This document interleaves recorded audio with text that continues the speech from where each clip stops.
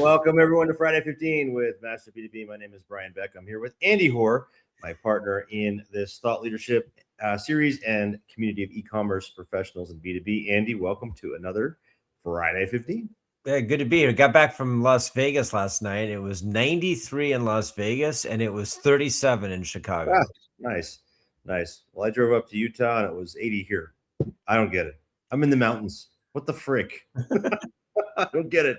But apparently, the whole West this year has been awful with snow, and it's been really warm. And that, unfortunately, the ski industry, they're shutting down all the ski resorts. It's not even the end of March. It is the end of March. It's crazy. That's over a month before they usually shut them down. So not great for our ski season. But of course, the East Coast got hammered with snow this year. So I don't know.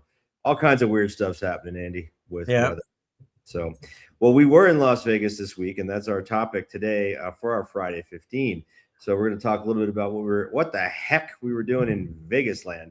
But before we get to that, let's do some breaking news. Andy, did you see this? This is fascinating. OpenAI is shutting down Sora, its AI video generator. The app, which many called creepy for how like it felt, allowed conversations that mimicked real human interactions. While it was meant to explore AI companionship and mental wellness, users reported discomfort as the AI sometimes mirrored emotions or became unsettlingly persistent. And the shutdown comes less than a year after a year of operations, reflecting broader concerns around AI's role in intimate human interactions. Andy, they had a $1 billion deal with Disney to use Sora, yet they still shut it down. What's your take on this? I think that says it all. I mean, let's face it, they're getting their ass kicked by Claude, and they need to focus on the core capabilities about computing. And there's so much opportunity on that side of the ledger that they've decided, and I think to their credit, to really focus on some stuff. They shut down some other businesses as well they had running. That's true. That said, this thing was pretty impressive technology and a $1 billion deal with Disney. And that was just a starting point. Crazy. If you told somebody 6 months ago when we all saw this, I think we all saw this. I showed this video at events. I remember where they had like almost Pixar-like capabilities that they built in like a couple of weeks that took years and, hundreds of millions of dollars for Pixar to do. If we'd said, oh, guess what? 6 months from now, they're going to throw the whole thing in the trash, we both would have laughed. Yeah. Yet they did. Yeah, they did. Why not just sell it to Disney? I mean, they had a $1 billion deal or something. Probably. Yeah, I know. Probably, though, because the engineering team that built it, they've repurposed them within OpenAI to do computing stuff. And I think it was too integrally tied to the engineering team because we talked about this in the pre-call. Why not sell this to a venture capital firm or sell it to Disney or give it to somebody and let them go play with it? I mean, it wasn't producing a lot of revenue. I think I read it was only about $1.5 million in licensing revenue versus hundreds of millions of dollars in licensing revenue for ChatGPT. But still, the potential was there, and it's a business. I think somebody's going to call them and say, "Hey, can we buy this thing? Can we take it out of the dustbin and take it with us and do something?" Perhaps. Maybe. Yeah, we'll see. Well, it's interesting because Andy, when we were at the conference this week, and we'll talk about that in a second, AI was all the buzz, and I think all this just speaks to the evolving nature of this, and how much change there is happening here. Both with who the leaders are, what the technology, what channels exist for these, and there's so much change, and we don't know who's going to win the race here. So it's going to be interesting to see. Makes me feel young. Well, hey, a quick public service announcement, Andy, before we jump into our topic. I want to remind folks that our forum is available to practitioners at no cost. This is a practitioner-only online community that has wonderful conversations happening every day. People are talking about solutions, approaches to building their business, jobs. People are looking to hire, people looking to get hired, all kinds of things, different solutions. It is free again for practitioners. You go to our website, masterb2b.com. Look for the forum in the top of the navigation bar there, and sign up at no cost. We'll get you. Yeah, and By the way, in the B2B space, there is literally nothing else there like it. No, We hear this over and over again. People are like, yeah, I posted this in the forum. I got a great answer. right, You said people are posting that they've got jobs available. right. No, it's a trusted network. It took many years to build. That's why it's Yeah. unique. Yeah, it takes time, but we're getting good interactions there every day. So folks, encourage you to take a look. Now, our topic today, Andy, we were in Las Vegas, Nevada this week for ShopTalk Spring 2026. And for those of you who can see our screen, I'm going to share a few pictures here, but wanted to share our takeaways. But before we do that, what the heck were we doing at ShopTalk?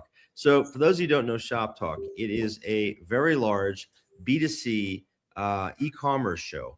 In fact, they get over 12,000 people at this thing. It's enormous. There's a huge show floor. We'll show you some pictures in a moment.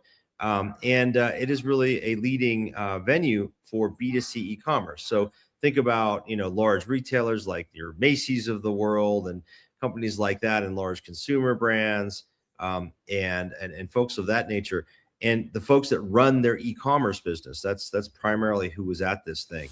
And so we wanted to see, what are some of the similarities and differences from B2B, which is why we joined the event. But really what spurred our interest was some of the data, Andy, and some of the things that our community tells us. In fact, Deloitte Insights found that 78% of B2B leaders say customers expect more digitized consumer-like experiences. So you've got this cohort of buyers now, B2B buyers, that are looking are now acting like, in some ways, consumers on the B2B side. They expect from you, a B2B seller, experiences that are similar in some ways. And millennials are now the majority of B2B buyers, 75% of the global workforce. And those folks are increasingly moving into B2B procurement roles. Millennials make up 60% of their purchases online. That's up from 47% less than 10 years ago. 2/3 of millennials make half or more of their purchases from Amazon. 97% use Amazon for at least part of their shopping.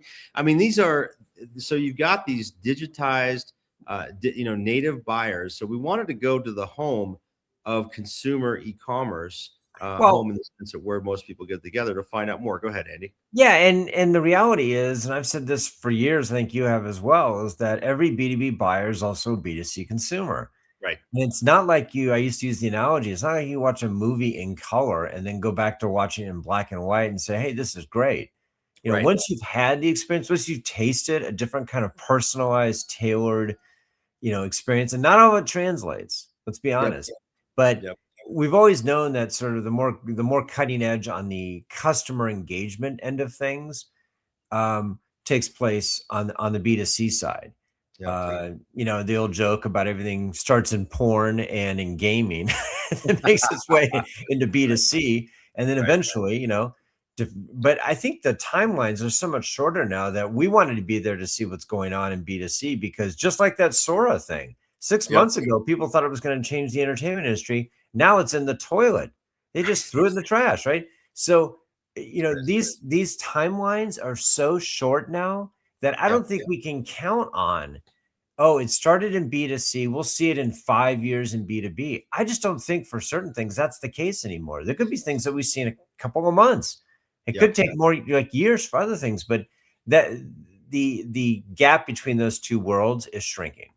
It is, but there's also a lot of differences too between the two. And so we wanted to really understand, again, get into the heart of the consumer e-commerce world. So we went to this ShopTalk thing, which was at the Mandalay Bay Convention Center, which is a huge convention center. I think it's the 4th largest in Las Vegas, to see, the experiences firsthand.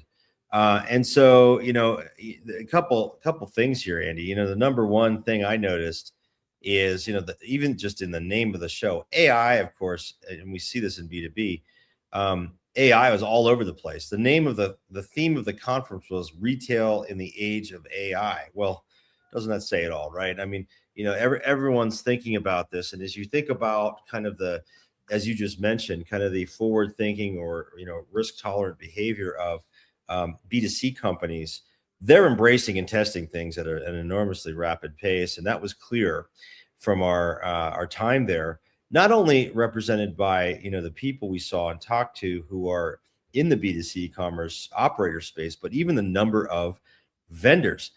This hall was enormous, and they had hundreds and hundreds. What is the count, Andy? It was like 600, 700 vendors or something. It was crazy. Oh, it was everywhere you looked, there was a vendor. It was crazy. I mean, so they had the format of Shop Talk. They have on-stage talks. They have panel discussions. They have small meetup booths, things like that, and then this enormous trade show floor that has all kinds of vendors. And what is I've always enjoyed about the B2C side. I used to be in B2C, as you know, Andy, for years, is that you could walk the floor and find tech, all kinds of tech, and people pushing the envelope. And part of that is because retailers will actually test things and pay to test things, whereas B2B doesn't as much. I mean, they're more, give me the use case, give me the ROI, give me the business case, and 2 years later, I'll maybe test it, maybe implement it on 2 products. I mean, the B2B is so dang conservative. B2C is out there doing things, and all of these vendors on the show floor are there, investing, and because of that nature of the retail business. What were your impressions of the vendor floor, Andy? Yeah, it was enormous. I saw a long tail of Yeah. especially AI focused companies, which you and I were joking. I wonder how many of these companies will be gone in 3 years. That's But it. hey, it's creative destruction, right? Some of them, if it follows the venture capital rule, 1 out of every 10 companies will be successful, and 9 out of every 10 companies will not be. But I'd rather be looking at those companies so I got an early lead on the one that was being, that could make a difference in my business, because there's such an advantage for the right circumstances to a first mover advantage. I think there's a natural bias in B2B to be a fast follower or even a slow follower. And there's a reliance on this notion that, our customers have been with us forever. Right. They have the appetite to wait.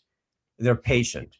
Well, that's an excuse a lot of times too, because as soon as something better comes along or a competitor, incorporates it, then that is a forcing function for a lot of these companies. And I think that's changing. I think these companies need to be more aware of what's coming.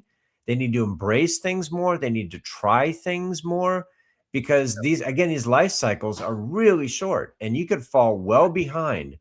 Yeah. Now that said, and I think we're about to talk about this, even B2C gets ahead of itself, right? And absolutely. Yeah. Yeah, and so the whole thing around ChatGPT a couple of months ago, where they announced that they're stopping the transactional side of it, that was perceived by most people as a failure, right? But some of this discussion at the show and some of the things I've read, and I think you have too, indicate that, okay, so there's not as much transaction going on, which seems reasonable to me. They had to get that right, and there's a lot of complication.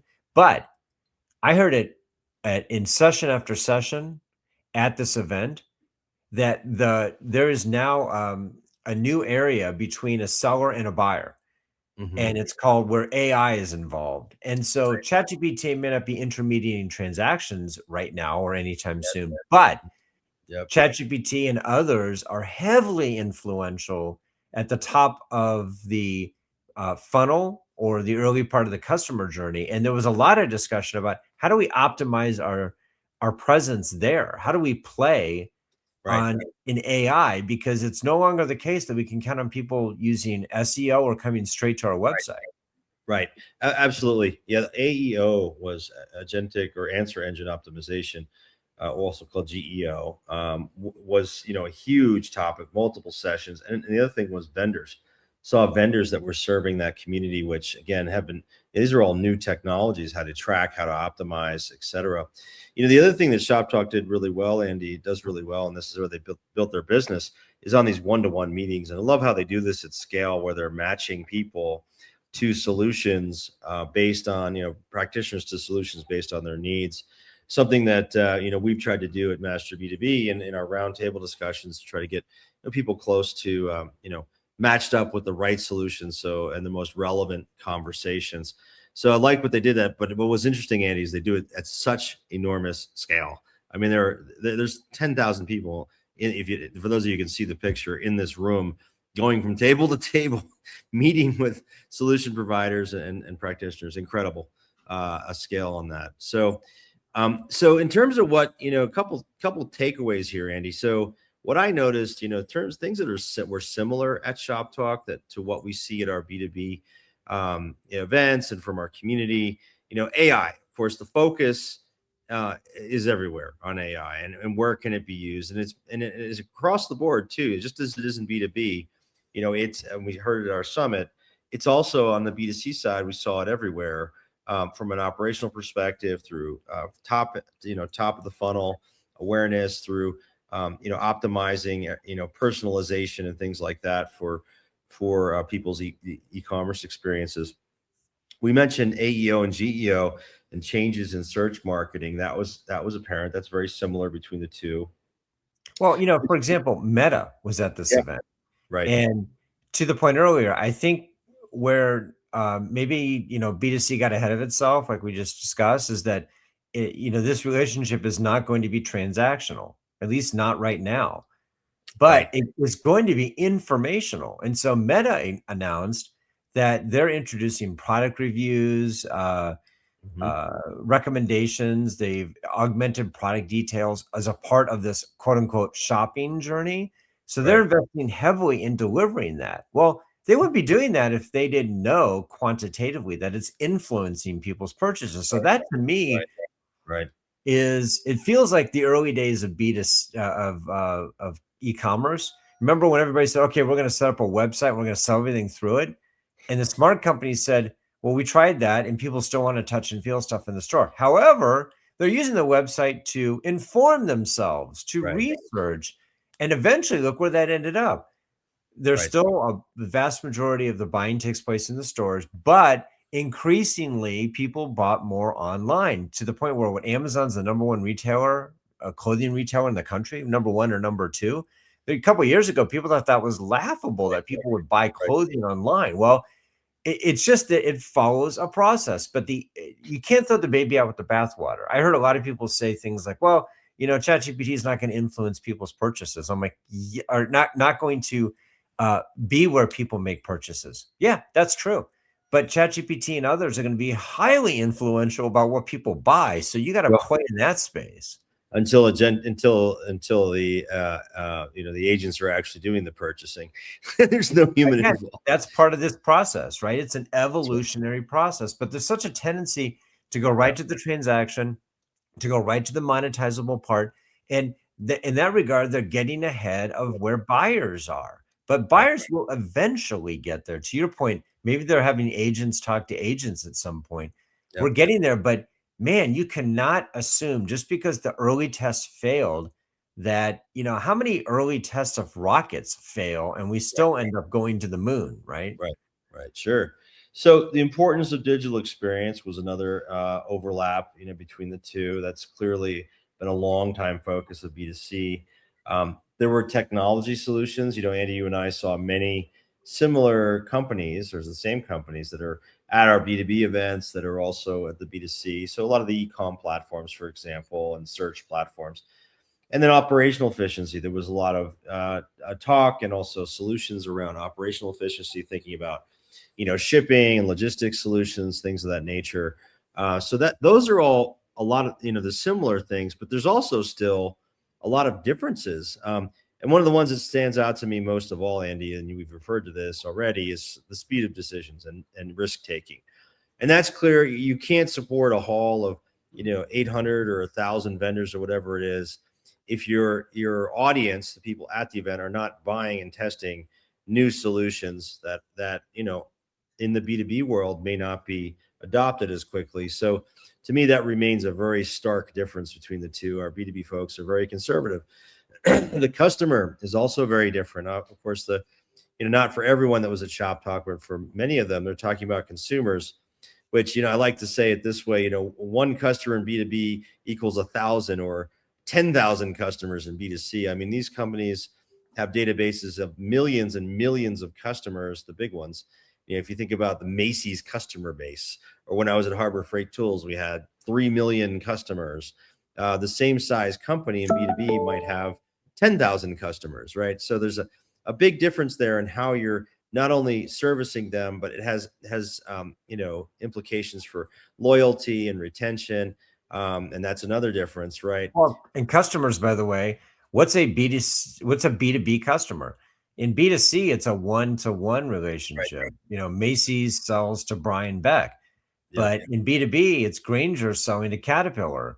So it could be multiple divisions of Granger, but let's assume one on that front. It's going to be many people at Caterpillar. Right. Caterpillar is a customer, but it's really a holding company for a series of customers. And so that's why you and I talk about personalization, and it's really a different animal in B2B, because what are you personalizing for?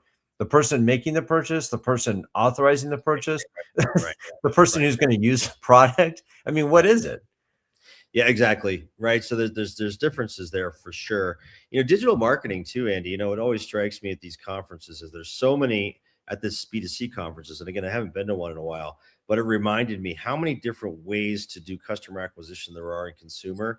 They're testing, email and SMS and all the social media aspects. And, really they really push the envelope on how they acquire customers in ways that B2B doesn't. I mean, we're still talking about e-commerce as a lead gen source, just that in B2B, where, in B2C, they're doing all kinds of things with text messaging and just all sorts of tools and techniques, related to that, even how they use databases and acquire databases, and it's just cookies and just everything.